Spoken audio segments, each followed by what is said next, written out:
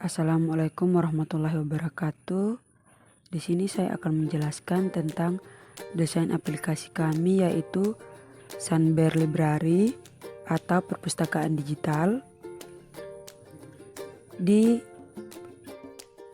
desain aplikasi kami ini ada tampilan halaman landing atau tampilan utama dari aplikasi yang kami buat. Di halaman landing ini ada tombol masuk dan daftar. Kemudian ada di halaman berikutnya ada email dan kata sandi. Setelah itu masuk. Kemudian di halaman menu atau tampilan halaman menu ada tampilan buku populer. Bisa dilihat semua. Kemudian ada buku terbaru. Setelah itu ada kategori. Kemudian ada halaman perpustakaan yang ada menu sedang dibaca, tersimpan. Dan di desain kami ini juga ada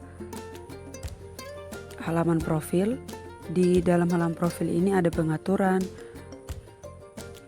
pusat dan pusat bantuan.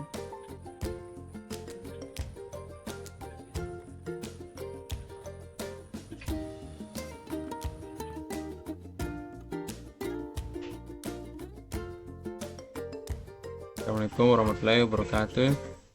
Saya akan menjelaskan tentang aplikasi saya ini, yaitu Sunbear Library.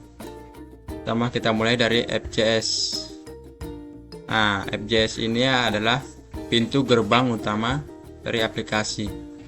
Fungsinya mengaktifkan tema, mengaktifkan navigasi, dan menjalankan semua halaman. Nah, kenapa ini penting? Kalau file ini error, artinya seluruh aplikasi tidak akan jalan. App.js ini membungkus seluruh aplikasi dengan theme provider dan navigator kontainer supaya semua halaman bisa berbagai tema dan bisa saling pindah. Kemudian kita ke index.js. Index.js ini untuk mendaftarkan aplikasi ke Android atau iOS. Fungsinya yaitu memberitahu sistem jalankan komponen app saat ikon diklik. File ini seperti tombol on, tanpa ini aplikasi tidak akan pernah start. Kemudian folder navigation yang berisi stack navigator.js. File ini untuk mengatur halaman dengan sistem tumpukan atau stack. Mendaftarkan semua screen yang bisa dibuka. Stack navigator ini mengatur urutan halaman. Detail bisa dipanggil dari mana saja karena terdaftar di sini. Kemudian tab navigator.js. Ini berfungsi untuk akses cepat ke fitur utama dan membuat menu navigasi di bawah. Tab navigator ini membuat 4 menu utama supaya user bisa pindah fitur tanpa kembali ke halaman sebelumnya. Kemudian folder screens. Folder screens inilah yang menampilkan tampilan layar. Dari setiap file di sini, satu file adalah satu halaman penuh. Seperti login screen, landing screen, home screen, edit screen, detail screen. Kita ke login screen dulu. Login screen.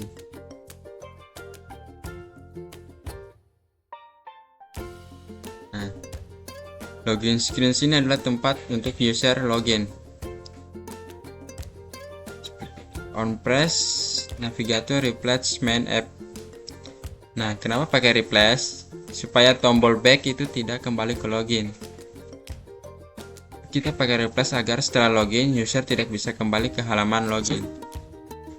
Kemudian ada home screen. Home screen sini berfungsi untuk menampilkan daftar buku, misalnya buku baru datang, buku populer, kategori buku. Kemudian ada detail screen yang menampilkan detail dari buku, Ketika diklik, detail ini itu menerima data dari home melalui root params, jadi tidak perlu di fetch ulang. Nah, kita langsung ke file konfigurasi. Apa itu file konfigurasi? Ya, file konfigurasi itu meliputi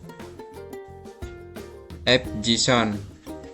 Nah, ini yaitu identitas aplikasi berupa nama, icon, versi, orientasi. Nah, app.json ini tidak berisi logika program. Kemudian ada page.json. Ini untuk daftar aplikasi, library, dependency. Contohnya expo, track navigation, vector, icons. Tujuannya itu agar project bisa dijalankan ke komputer lain dengan dependensi yang sama. Jadi intinya, index.js itu untuk menyalakan aplikasi, app.js mengatur tema, navigasi, teks, alur, maju mundur, screens, tampilan layar, dan params itu kirim data antar halaman. Oke, jadi dengan struktur folder yang seperti ini, aplikasi ini bisa menjadi lebih rapi, modular, dan mudah dikembangkan. Oke, ya.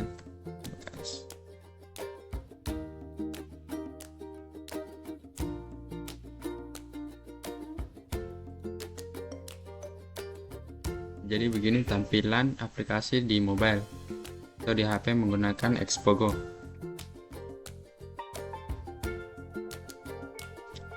Setelah masuk, kita diarahkan ke halaman landing, yaitu ada dua menu, yaitu masuk, ini sebagai yang sudah punya akun, atau daftar, yaitu berisi formulir yang akan atau sebagai registrasi akun. Nah, masuk ini berarti kita memberikan email, dan seperti ini, email, password. Nah, jika belum punya akun bisa daftar. Kita masuk. Nah, setelah masuk, ini merupakan halaman home, berisi ini buku populer atau buku terbaru ya di beranda. Ada notifikasi juga jika ada buku yang baru tersedia, atau pengingat, kembalikan, rekomendasi harian. Nah, buku populer misalnya ingin lihat semua, ingin lihat detail, nah, ini jadi bisa juga langsung boleh baca. Kembali, buku terbaru, ada list beberapa buku terbaru yang baru ditambahkan, juga bisa lihat detail juga.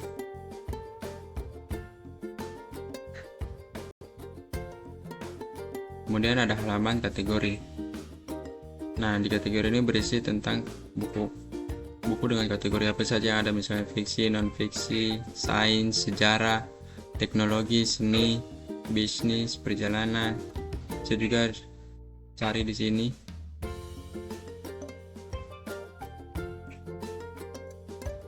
Nah, kemudian ini perpustakaan saya, yaitu berisi buku yang sedang dibaca atau riwayat bacaan. Ada juga tersimpan, setelah kita menyimpan buku ini untuk dibaca nanti. Kemudian, nah ini adalah halaman profil, berisi edit profil, pengaturan, pusat bantuan, dan hapus akun. Nah, edit profil ini misalnya ganti nama lengkap, email untuk simpan perubahan. Ada juga pengaturan ini berisi notifikasi push dan akun privat. Ada pusat bantuan. Nah, ini bagaimana cara meminjam buku aplikasi ini, apakah aplikasi ini gratis ya. Ini merupakan pertanyaan-pertanyaan yang biasanya ditanyakan.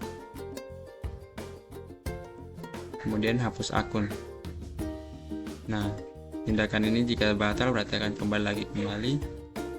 Nah, jika hapus, kita klik hapus berarti kembali ke halaman login. Jadi harus login lagi. Jadi begitu saja aplikasi Signber Library. kita sebagai pengembang.